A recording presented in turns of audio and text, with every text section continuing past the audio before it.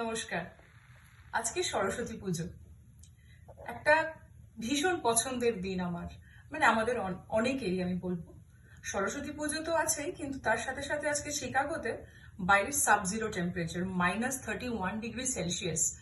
তো এর মধ্যে সরস্বতী পুজো করা, ভোগ তৈরি করা আর খাওয়ার এক অন্যরকমই মজা।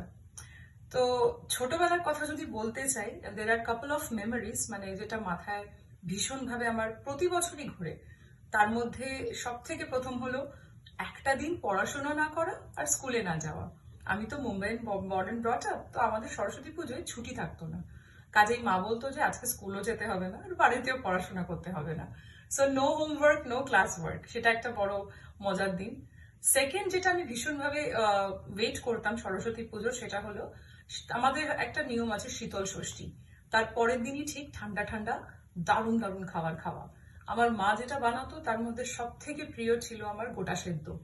গোটা সেদ্ধ হলো এই সময় খুব ভালো ফ্রেশ কিছু সবজি বেরোয়, তাই না? আর তার মধ্যে আমার ছোট ছোট বেগুন, রাঙালু, ছোট ছোট আলু, মানে নতুন আলু যেগুলো, শিম, এইসব দিয়ে একটা খুব সুন্দর একটা পদ তৈরি হয় গোটা সেদ্ধ, যেটা শুধু মা ষষ্ঠীকে দেওয়া হয়।